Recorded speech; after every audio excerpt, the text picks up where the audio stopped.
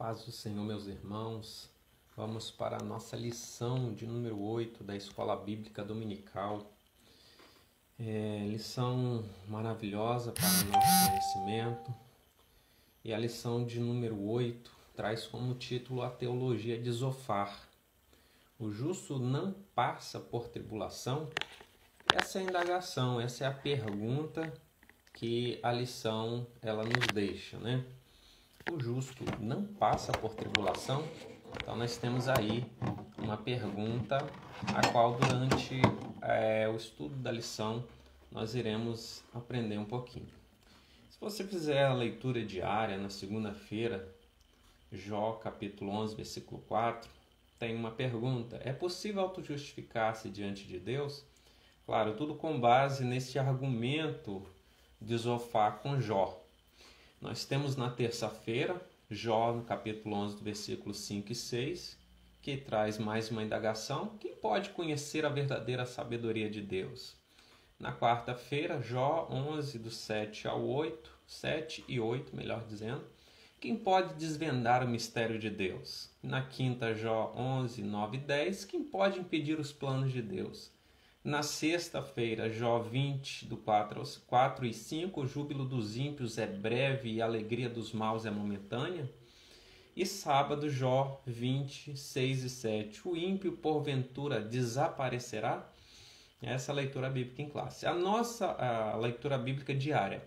A nossa leitura bíblica em classe, que você pode fazer, claro, com calma aí, na sua casa, após a nossa lição, está em Jó, no capítulo 11, do versículo 1 ao 10, e Jó, no capítulo 20, do versículo 1 ao 10 também, né? Que vai trazer essa prosa, vai trazer essa conversa, esse diálogo entre Zofar e Jó, o discurso deste amigo de Jó, que vai lhe acusar de ser um pecador, de também está com pecado que precisava ser confessado, né?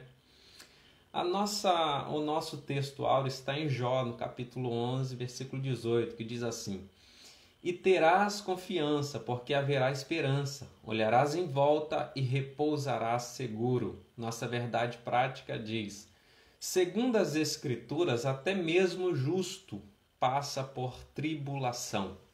Então nós vamos ver, né, no decorrer desta lição, que o argumento contrário a Jó é de que o justo não pode passar por aflições. E nós vamos ver biblicamente, de Gênesis a Apocalipse, nós temos evidências teológicas, hermenêuticas, exegéticas, que comprova que o justo sim passa por aflição. E nós temos a máxima de Cristo, que diz que no mundo tereis aflições, mas tende bom ânimo, eu venci o mundo. Então, o ponto central da nossa lição é: o justo passa por tribulação, o justo passa por aflição. Os tópicos da nossa revista, ela se divide em 3 tópicos. O primeiro tópico: Deus se mostra sábio quando aflige o pecador, subdividido nos subtópicos 1, 2 e 3. Com o primeiro, Deus grande e sábio. O segundo, Deus não é indiferente à ação do ímpio. 3, tolos se passando por sábios. O segundo tópico: a conversão como resposta à aflição. Primeiro subtópico: purificação moral. Segundo subtópico: é possível negociar com Deus? E o terceiro subtópico: a angústia de Jó. Terceiro e último tópico: Deus julga e castiga os pecadores. Primeiro subtópico: o castigo dos maus. Segundo, Jó diante de um paradoxo. E terceiro, a verdade vem à tona. Pois bem, na lição de hoje nós veremos o discurso desse amigo de Jó chamado Zofar, né?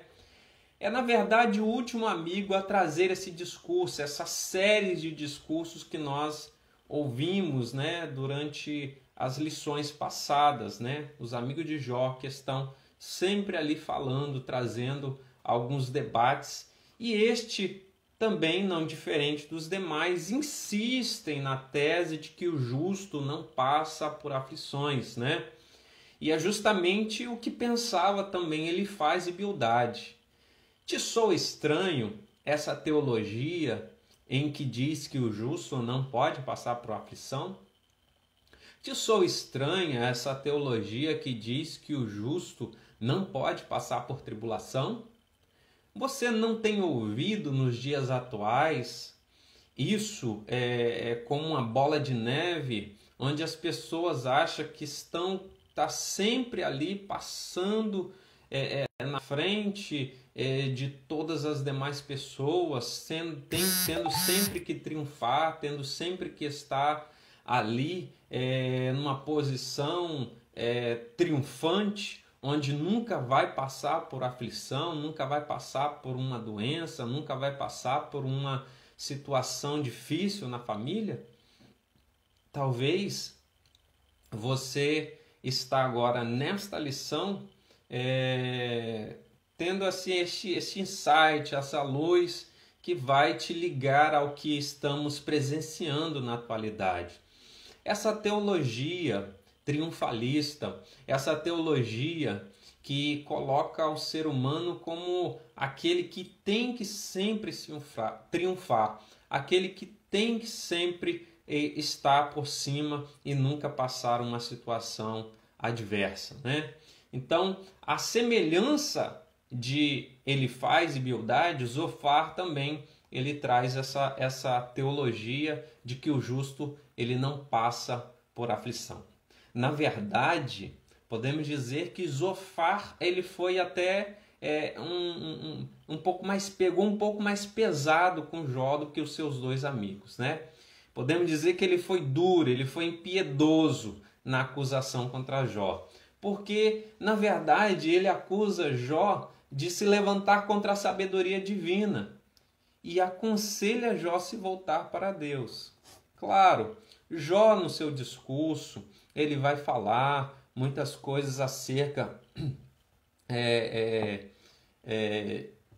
fazendo a sua autodefesa. Em alguns momentos ele vai se exceder nessa autodefesa, assim como qualquer ser humano que passa por alguma aflição, como qualquer ser humano que passa por uma situação adversa, como qualquer ser humano que não é só um dia, não é só uma semana, mas às vezes passam meses, passam anos, e aquele ser humano continua naquela aflição, continua naquela tribulação. Então, a nossa condição humana, nós não somos robôs, nós não somos super-heróis, nós não somos super-homens, nem mesmo este que ocupa um cargo de liderança, nem mesmo este que seja um pastor, nem mesmo este que está ali numa posição a qual o Senhor o constituiu para que ele pudesse ocupar aquela posição. Nós temos que tirar essa visão em de que o outro é super-herói, em de que o outro ele é muito forte, né? E que ele não pode passar por situações adversas, ou que se passar por situação adversa ele tem que estar sempre com um sorriso no rosto, ele tem que sempre dizer que ele está bem, né? Então essa visão triunfalista que impera e que muitas vezes começa a adentrar as camadas, né, das igrejas evangélicas, a gente precisa entender a nossa condição humana. A gente precisa entender que a gente precisa permitir com que esse nosso lado humano ele venha transparecer, porque nós de fato somos humanos, né? Mas a gente se apega na segunda parte da frase que Jesus Cristo disse: mas tende bom ânimo, né? Que temos aflições, disso sabemos, e estamos sujeitos às aflições, mas nós temos esperança. Então era isso que Zofar não sabia. Jó estava passando aquilo por permissão de Deus, mas Jó era um homem esperançoso. Jó era um homem que tinha esperança. E nós também precisamos ser assim, permitir com que a nossa humanidade ela venha fluir, ela venha acontecer. Mas a confiança em Deus ela precisa ser plena, né? No primeiro subtópico do primeiro tópico, Zofar ele vai defender que Deus demonstra grande sabedoria em reprimir os maus. Para Zofar, os bons jamais passam por tribulação. Bom, Se Deus demonstra grande sabedoria em reprimir os maus, para Zofar, então, esse reprimir de Deus não poderia vir sobre um justo, né? Então, com dureza, ele vai demonstrar a mínima compaixão, né? Aliás, não vai demonstrar a mínima compaixão pelo sofrimento de Jó. E vai acusar, e vai apontar o dedo. Te soa familiar isso? Onde as pessoas, ao invés de se compadecer, ao invés de se solidarizar com o sofrimento alheio, estão mais propensas a apontar o dedo, estão mais propensas a julgar, estão mais propensas a dizer assim, só pode estar em pecado, porque são tantos anos assim, a pessoa está vivendo assim por muito tempo, né? Não é possível, essa pessoa está em pecado, eu nem vou me aproximar dela, eu nem vou continuar naquele meu relacionamento com ela, naquela minha amizade com ela. Então, Zofar ele vai acusar Jó de se comportar mal, né? Como um animal irracional, um jumento que não tem entendimento. Olha só, a que ponto chega um amigo a chegar a essa acusação contra aquele a qual ele diz ser de fato um amigo. Jó no capítulo 11, versículo 12. E além de acusar dele de se comportar como um animal irracional, ele também vai acusar Jó de se defender com palavras exageradas, palavras desrespeitosas, cheias de justiça própria e ignorantes sobre as coisas de Deus. Lá em Jó, no capítulo 11, no versículo 2 e 6. Né? Porque para Zofar, né, ele acreditava que Jó havia se autodeclarado puro e sem culpa. Né? Além disso, Zofar ele cria também que Deus não é indiferente à ação do ímpio, como Jó parecia ter sugerido. Né? Então, nós vemos aqui uma contradição deste amigo. Nós vemos aqui que esse amigo ele simplesmente pensava que os bons eles não poderiam passar por aquilo que Jó estava passando. Para Zofar, não entrava na sua mente, na sua cabeça, de que um bom poderia passar por uma aflição à semelhança do que Jó estava passando. Então, para que alguém pudesse estar vivendo uma situação que Jó estava vivendo, ele só poderia estar em pecado e ele precisava se voltar para Deus. Mas Jó não havia se distanciado de Deus. E aí, para toda ação há uma reação. Para toda ação há uma reação. E é o que muitas vezes as pessoas não aceitam, né? Falam, acusam, apontam, mas não esperam que há uma reação da parte da outra pessoa. E ele vai reagir com ironia à sabedoria defendida anteriormente pelos seus amigos e agora por Zofar, né? Olha o que Jó vai dizer lá no capítulo 13, versículo 4. Vós, porém, sois inventores de mentira, e vós todos médicos que não valem nada. Ou seja, poxa gente, eu sei que palavras na minha condição humana foi falada aqui, eu posso ter exagerado na minha fala, estou tentando parafrasear aqui. Mas vocês me acusar de algo que eu não fiz, eu sou inocente. Eu não fiz nada, eu não tenho pecado oculto, né? Eu estou sofrendo assim porque, né, quis assim o Altíssimo e a minha vida tá, né, tá aqui, ó, como livro aberto, Só que isso era inconcebível para Elifaz, Bildade e agora para Zofar, né? Isso era inconcebível. Mas Jó ele vai reagir e vai chamar eles de inventores de mentira. E de fato porque ele não estava mentindo na sua condição. Jó não estava ali, na verdade, numa condição de pecador, numa condição de pecado oculto. Não. Ele está resoluto em deixar os amigos e ir à procura de Deus, né? Olha o que ele vai dizer no capítulo 13, versículo 3. Mas eu falarei ao Todo-Poderoso e quero defender-me perante Deus, né? Então, uma síntese desse capítulo, desse tópico primeiro, é que Deus é grande e sábio. Os amigos de Jó tentam se passar como representantes dessa sabedoria. Ora, se eles são tão sábios como eles pensavam, se verdadeiramente eles carregavam dentro de si a sabedoria vinda do céu, poxa, eles deveriam saber que o que Jó estava passando não era uma consequência de um pecado oculto, mas a soberania de Deus, ela vai agir da maneira que ela quiser. Quem somos nós para questionarmos a soberania de Deus? Quem somos nós para dizer para Deus como que Ele deve fazer as coisas? Quem sou eu, quem é você para dizer, Deus, vai pela direita, quando na verdade Ele quer nos conduzir pela esquerda? Quem sou eu, quem é você para questionar a sabedoria, a soberania de Deus, quando Deus quer permitir que isso venha acontecer na sua família ou isso venha acontecer na sua saúde? Quem somos nós? Soberania não se discute, soberania divina apenas se aceita. E às vezes a vontade de Deus vai machucar, às vezes a vontade de Deus vai doer, mas a vontade de Deus ela é perfeita, né, e agradável, né? Ela é perfeita e agradável e a gente precisa aceitar a soberania de Deus nas nossas vidas.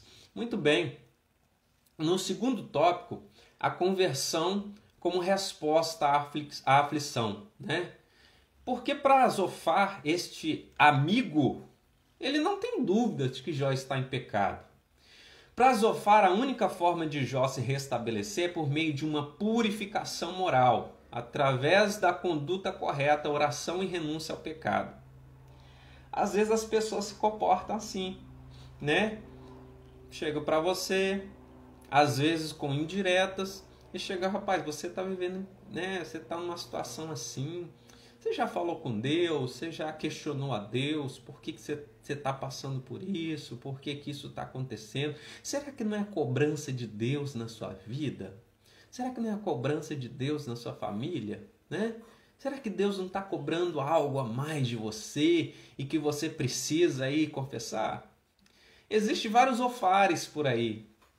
Existem vários Zofares nas igrejas espalhadas no Brasil afora, onde as pessoas não aceitam soberania divina por não estar na mesma situação que você se encontra ou que Deus permitiu com que você venha passar, né? Porque soberania de Deus não se discute, apenas se aceita e vive pela fé essa soberania. E às vezes estão assim, chegam lá ao seu lado e começa a dizer, rapaz, olha, você precisa se voltar para Deus, você precisa entrar num processo de purificação, você precisa ter uma conduta correta, você precisa renunciar ao pecado. E aí, Zofar, ele vai conclamar a Jó para que ele pudesse se arrepender e se converter. Interessante que a ideia de arrependimento de Zofar é mais de natureza externa do que interna, né? Ou seja, é o legalismo religioso, é o falso moralismo, né? Aquela questão de você tem que andar assim, você tem que andar assado, você tem que se comportar dessa forma. A teologia de Zofar era a teologia do moralismo salvífico, ou seja, o legalismo religioso. E essa mudança é uma mudança de fora para dentro. Na teologia de Zofar, essa mudança é de fora para dentro. Só que Jó ele vivia de dentro para fora. A sua pureza, aquele Jó que mesmo sem os seus filhos se comportarem mal, estava ali oferecendo sacrifício a Deus como uma prevenção para uma possível falta dos seus filhos que estava ali numa comemoração, numa confraternização ou algo parecido. Esse Jó que era fiel, íntegro, né? Sempre ali íntegro, fiel ao Senhor. Então, quando alguém cai em uma situação por permissão de Deus e por soberania divina, alguém não vai aceitar isso. E esses alguém que não aceitaram isso foi, ele faz Bildade e Zofar. Não é possível alguém passar por isso. Não é possível alguém passar por isso e ser considerado alguém que ainda está em perfeita sintonia com Deus. Nós temos que tomar muito cuidado, irmãos, com essa teologia e com esse legalismo religioso presente em muitos contextos, em muitas mentes. Porque essa ideia de arrependimento exterior e que não há mudança interna, é a mesma teologia dos fariseus. É a mesma teologia que mata, a teologia que escraviza, a teologia que preserva o exterior em detrimento do interior, a teologia que nos mostra bonito, cheio de cal por fora, bonitinho por fora, mas em estado de putrefação internamente. Então, é por isso que essa mudança ela precisa ocorrer de dentro para fora.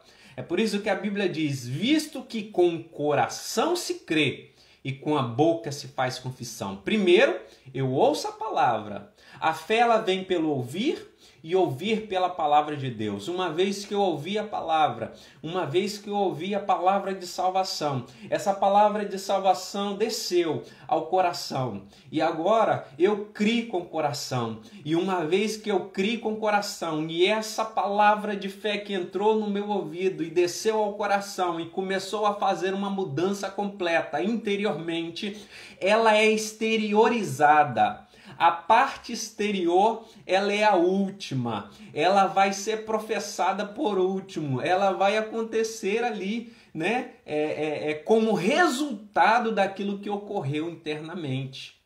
O legalismo religioso não vê assim. O legalismo religioso não enxerga assim. Então, para Zofar, deveria haver essa purificação moral.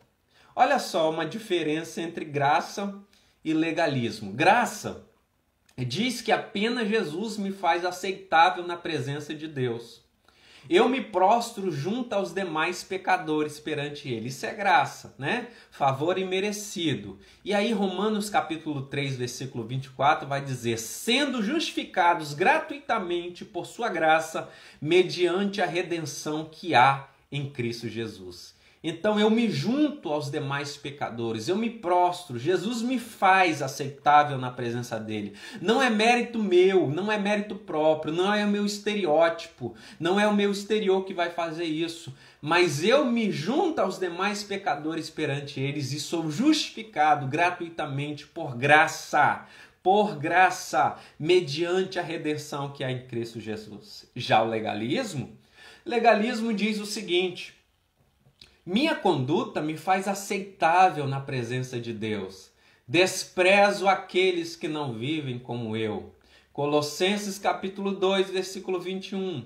Não manuseis isto, não proves aquilo, não toques aquilo outro. Isso é o legalismo. A minha conduta me faz aceitável na presença de Deus. Eu sou o cara, você é o cara. Você é a pessoa a qual verdadeiramente a sua conduta é por mérito. A meritocracia está em evidência e não a graça. A graça que foi lançada no lixo, a graça que foi colocada de lado. Eu passo de largo perante a graça. Então, a gente precisa escolher o que a gente quer viver. Ou graça ou legalismo. Ou ser justificado gratuitamente por graça, mediante a redenção que há em Cristo Jesus, como Romanos diz, ou ser semelhante ao que Paulo vai dizer em Colossenses capítulo 2, versículo 21. Ser guiado por regra, ser guiado por um falso moralismo, ser guiado pelo legalismo religioso. Jó não aceitava isso, Jó não vivia isso. Jó vivia, estava vivendo o que Deus, por sua soberania, estava permitindo acontecer na sua vida. E aí uma pergunta, é possível negociar com Deus? Os estudiosos eles vão destacar que Zofar ele vai tentar induzir Jó a negociar com Deus, a fim de se ver livre de suas dificuldades. Novamente, te soa familiar alguém que quer colocar Deus na parede e falar para Deus o que ele tem que fazer? Senhor, eu não aceito, eu só tenho que fazer assim. Só que Jó não vai seguir esse conselho absurdo, né? Porque a fé de Jó não era uma fé interesseira. Porque essa fé que quer colocar Deus na parede, que quer determinar, é uma fé interesseira. É uma fé que quer dizer como Deus tem que trabalhar, né? É uma fé que muitas vezes ela é uma fé que vem querer barganhar com Deus. É por isso que Paulo vai dizer que quem contribui tem que contribuir não por tristeza nem por necessidade, mas tem que fazer por alegria, né? Fazer por alegria, né? Quando eu dizimo por alegria, não é por uma imposição religiosa. Eu sou grato a Deus de pegar aquela primícia e dizer: Deus, obrigado por poder ser participante na tua obra, né? Quando eu estou ali numa posição, seja ela qual for, eu não estou naquela posição para querer me achar melhor do que os demais, não. Mas eu estou ali para agradecer a Deus e dizer: Deus, obrigado, porque o Senhor assim quis, porque quando o Senhor assim não quiser, o Senhor vai fazer diferente. Então a gente precisa amadurecer, crescer na graça, crescer no conhecimento. Então, hoje essa fé ela é tão difundida no comércio da fé, que a gente fica espantado. E as pessoas ficam assim: meu Deus, como tem explodido aquela denominação, como tem crescido aquela denominação. Nós não somos, irmãos, adeptos da barganha com Deus. Nós não podemos, não devemos viver essa fé mesquinha, essa fé que quer negociar com Deus, quer barganhar com Deus. Senhor, olha, se eu fizer isso, eu quero que o Senhor faça isso na minha vida. Meu irmão, não faça isso, faça por amor, faça por graça, faça por alegria. Deus ama ao que dá com alegria, ao que faz com alegria. Não faz por tristeza, não faz por necessidade, mas faz por graça, a graça, esse favor imerecido. Então, diante de tanta insistência, de tanta acusação desses amigos, e também pelo silêncio de Deus, porque o silêncio de Deus, irmãos, vamos ser sinceros, nos machuca, nos incomoda, né? Então Jó ele vai apresentar alguns sinais de desânimo, lá no capítulo 12 e capítulo 13. E aí me vale aqui uma reflexão nos dias que estamos vivendo, né? O silêncio de Deus por não dar um basta ainda nessa pandemia que nós estamos a viver. E muitas pessoas estão desanimando, estão querendo colocar, chutar o pau da barraca, né? Ficar desiludido, ficar angustiado. Mas eu tenho uma palavra de esperança para o teu coração. Jesus disse que no mundo teríamos aflições, mas tem de bom ânimo, eu venci o mundo. Que esse bom ânimo de Cristo possa ser como um combustível na sua vida. Que esse bom ânimo de Cristo possa descer sobre a tua vida neste exato momento. Eu falo isso como uma palavra profética para a sua vida. Possa descer sobre a tua cabeça, possa descer sobre o teu corpo, possa descer, reavivando a sua esperança, reavivando a sua intimidade com Deus, reavivando o seu momento que você sempre teve com o Senhor, independente de qualquer coisa. Que Deus possa, neste momento, trazer esperança para o teu coração. À semelhança de Jó, na nossa humanidade, nós podemos ficar angustiados, mas não é o fim. Não é o fim. Deus, ele não quer que você desista da caminhada, mas que você prossiga. Prossigo para o alvo, como dizia o apóstolo Paulo. E quem fala aqui, parafraseando essa palavra de Paulo, Paulo, na verdade, foi alguém que sofreu naufrágios, prisões, privações, acusações, mas ele disse: prossigo. E a palavra para você nessa manhã é: prossiga. Não desista, não pare. Você pode ficar angustiado, é a sua humanidade, pode sim, ninguém pode querer te privar disso. Você pode em algum momento ficar um tanto desanimado, pode sim, você é humano. Você é humano, mas você tem um Deus. Seja no templo, seja em casa, seja no trabalho, seja nesse momento da escola bíblica dominical. E esse Deus estará contigo em todos os momentos, até a consumação dos séculos. Nós temos que parar de ser reducionistas, de reduzir Deus a determinadas situações. Deus, ele não pode ser reduzido em nossa vida em alguns contextos ou em alguns ambientes. Deus está conosco em todos os momentos, em todos os instantes, em todos os lugares. Por isso, a palavra para mim e para você é: prossiga. Prossigo para o alvo, para o prêmio da soberana vocação que está em Cristo Jesus, nosso Senhor. Então, ainda que Zofar tenta uma espécie de purificação moral de Jó, conclamando ao arrependimento ritualístico, Jó, ele sabe que o Redentor dele vive. Mesmo que a sua humanidade esteja aqui em evidência. Mas Jó, ele aguardou em Deus, ele esperou em Deus, e Deus, lá no final, vai mudar o cativeiro de Jó. Então, Zofar, ele continua a fazer o seu segundo discurso, e aí a gente passa do capítulo 11 para o capítulo de número 20, e ele vai lembrar Jó que a aparente prosperidade dos ímpios não passa de ilusão e dura apenas um instante, né? E, na verdade, Jó ele vai discordar disso, porque no capítulo 21 traz a resposta de Jó ao argumento de Zofar acerca do que os ímpios poderiam ser punidos.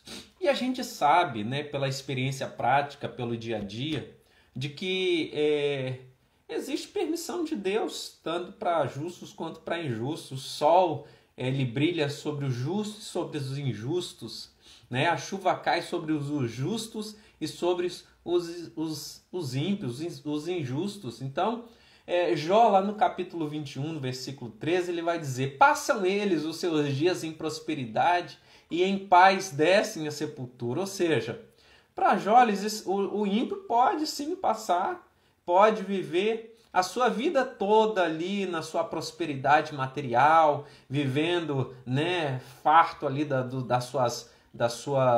seus bens materiais, e pode chegar um dia a morrer e viver, ou seja, desde o seu nascimento até a sua morte, vivendo regaladamente, vivendo bem com seus bens materiais. Só que para Zofar, esse discurso de Zofar, ele vai querer dizer que essa prosperidade é aparente, né? Bom, a gente pode ver que tanto num discurso quanto em outro pode haver alguns exageros, né?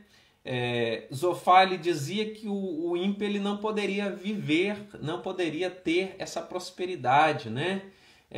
Que aquilo ali era tudo ilusão. Mas o ímpio, de fato, ele vive uma prosperidade, ele pode viver uma prosperidade. Jó estava contrapondo esse paradoxo aí que Jó ele viu, ele presenciou, né? Muitos ímpios vivendo desde o seu nascimento até a sua morte, vivendo regaladamente, desfrutando seus bens e não sofrendo infortúnios. Então nisso Jó estava correto e o outro estava equivocado do seu raciocínio. Agora, se nós formos falar do ponto de vista eterno, é claro que aqui é momentâneo, né? É uma ilusão viver somente o aqui e agora, ainda que regaladamente, ainda que desfrutando das suas benesses, né? Mas aí, no último subtópico, né? A verdade ela vem à tona, né? E a gente precisa entender que a lei da retribuição não se aplica a todas as esferas da existência humana, nem explica os caminhos soberanos do Altíssimo. Alguém acha que por pecado ou por estar com pecado oculto, essa lei da retribuição ela sempre vai acontecer.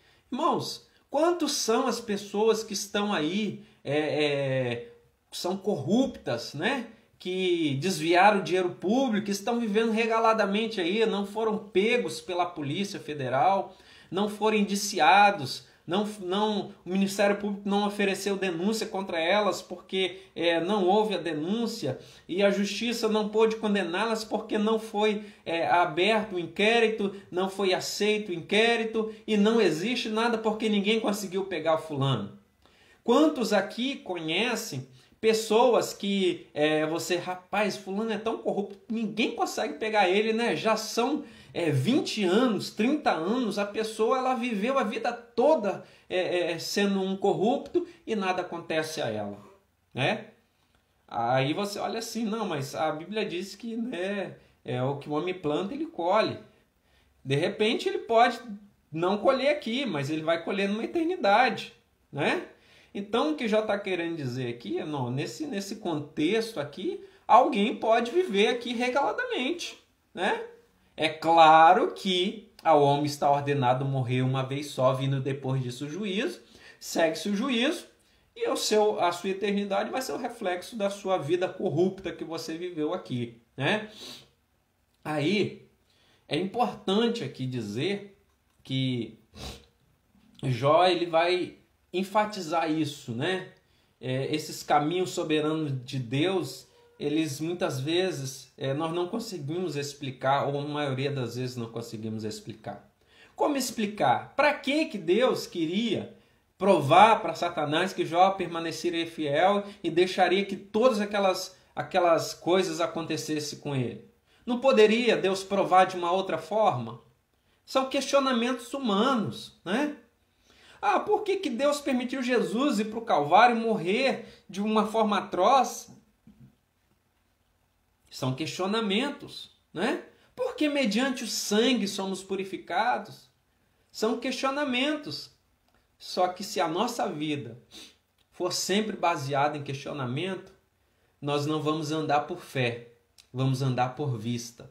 E quem anda por vista aqui dizendo do ponto de vista espiritual, tropeça, cai, porque vai encontrar muitos obstáculos para que ele possa atingir ou alcançar aquilo que só a fé pode lhe proporcionar. É por isso que nós temos que tomar muito cuidado com os argumentos falaciosos puramente do legalismo religioso ou puramente da parte intelectível deste ser humano que somente quer ser guiado por aquilo que ele vê. Nós somos guiados por fé. Tem coisas que nós não enxergamos, mas nós cremos. Nós não conseguimos tocar em Deus, mas nós cremos que Ele está conosco todos os dias até a consumação dos séculos. Nem tudo que nós enxergamos, nem tudo que nós não conseguimos apalpar, tocar, né? A gente vai conseguir entender. Tem coisas que nós não vamos conseguir entender, mas pela soberania de Deus e pela fé, nós aceitamos, porque Deus é soberano e Ele faz como Ele quer todas as coisas. Todas as coisas Deus, Ele pode fazer. Então, fazendo uma síntese desse terceiro tópico, nós concluímos aqui, nesse terceiro tópico, que Zofar ele diz que todos os maus são punidos. Mas Jó ele vai apresentar um paradoxo. A experiência mostra que muitos deles são bem-sucedidos. Isso é um fato, nós contemplamos também no nosso dia a dia, né? Por fim, para que a gente possa já concluir a nossa lição, vimos como Jó ele continua sua defesa contra os argumentos de seus amigos que insistem em acusá-lo de pecado, né? E isso, irmãos, pasmem, de uma forma impiedosa. Tem pessoas que são verdadeiros advogados do diabo, em que querem defender aquilo que é indefensável. Querem defender aquilo que muitas vezes não existe e que é objeto de especulação e objeto daquilo que a sua mente está lhe trazendo. Jó, ele está completamente convencido de que é inocente, né? e de que não cometeu nada, não cometeu nenhum pecado que venha justificar o seu sofrimento, né? Mas ele entende que Deus é soberano. E lá no final ele vai entender completamente, né? E o seu estado vai ser modificado. Mesmo angustiado e não sabendo como Deus permite isso, como muitas vezes eu e você também ficamos angustiados. Por que Deus permite isso acontecer na minha vida? Mas Jó, apesar da sua condição humana, ele não traz palavras blasfematórias contra o Deus Todo-Poderoso. Cuidado, irmãos, com a murmuração. Cuidado com a blasfêmia. Cuidado com aquilo que você não tem conhecimento, com que eu não tenho conhecimento. Mais uma vez eu repito o que eu falei já há tempos atrás. Nós precisamos ser sábios e guardar no coração a palavra de Deus. E se tem um procedimento que a gente precisa imitar, foi o procedimento de Maria, que quando contemplou muitas coisas misteriosas que ela não conseguia compreender, ela guardou no coração. Porque ela sabia que se ela proferisse alguma coisa ou tirasse alguma conclusão, poderia ser precipitada e ela poderia pecar através da murmuração. Tomemos cuidado, não precipitemos com as nossas palavras, porque nos faz lembrar do povo de Israel, que murmurou. Muitas vezes, observando situações que eles poderiam achar pertinente a reclamação, a murmuração. Mas eles estavam lutando contra o próprio Deus. Então, que nós possamos entender isso. E mesmo não entendendo determinadas situações, como Jó, não vamos ousar a trazer palavras de blasfêmia ou de murmuração, porque fazendo assim a gente corre o risco de blasfemar contra o próprio Deus. Façamos como Maria. Guardemos no coração. E se quisermos questionar alguma coisa, questionemos aqui na mente e falemos com Deus, porque Ele é poderoso para nos esclarecer, se assim Ele quiser. Mas se a sua soberania assim não quiser, fiquemos no Senhor e guardemos tudo no coração até que Deus venha revelar. E se Ele não revelar, Ele vai continuar sendo Deus e nós continuaremos sendo servos fiéis, não murmuradores, não blasfemadores, se comportando dignamente como servo de Deus e não como legalistas religiosos, como foram Zofar, Bildade e Elifaz. Que Deus em Cristo nos abençoe, que nós tenhamos um excelente domingo na presença do Senhor. Curve a tua fronte e ora comigo. Deus, obrigado, Senhor, por esta lição, pela tua palavra.